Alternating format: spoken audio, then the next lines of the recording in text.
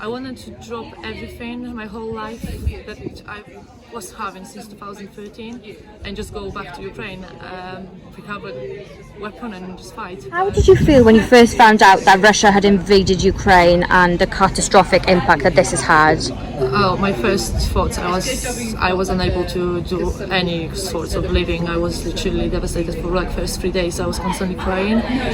I wanted to drop everything, my whole life that I was having since 2013, and just go back to Ukraine, pick up a weapon and just fight. But my parents kind of like talked me out of it. They said that I'll do much more good in here, which I started. After these few days of depression, I decided we need to do something. We need to start doing what we can from the distance. So can you tell me about the current situation at the front? Well, the current situation is looking really bad. People keep dying. Russians keep raping us, killing us, stealing goods. What we hear in news, it's not what is actually I'm hearing from my friends that are currently fighting, that are currently at the front. We are lacking in weapons, we are lacking in equipment. There is no protective equipment, there is no protection.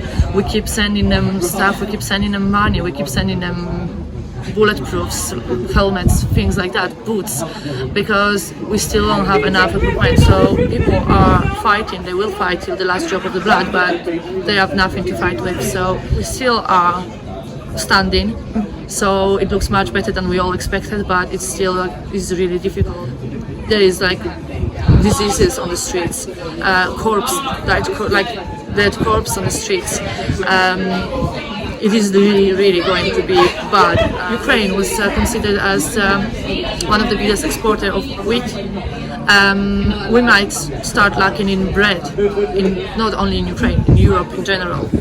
So everything has been affected, not just people, everything. So if it's not going to end soon, it will start affecting whole Europe much more than we all were expecting. I am cooperating with Swansea, with Ukrainians in Swansea, and with Ukrainians in Clonechley.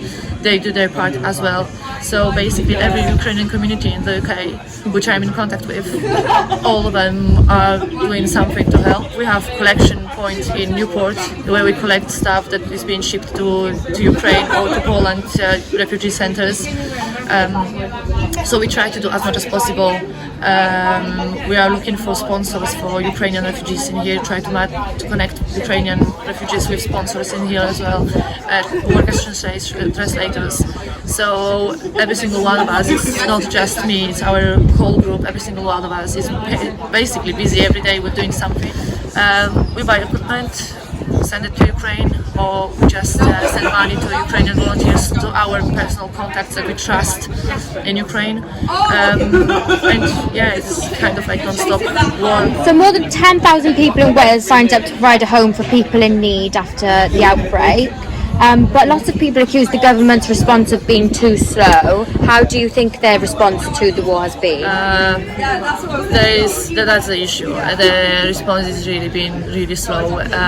People have to apply for visas, and they are waiting for visas for months. Not only Ukrainians waiting for visas that are waiting for a really long time, but also sponsors, also people willing to help from here. And we did have petitions about cancelling visas for Ukrainians, or like speeding the processes up, and the only response we received was that this is the only way to actually control who's entering the country, which is understandable, but it feels like unneeded bureaucracy, especially in the times when people actually are under attack and they don't have time to wait.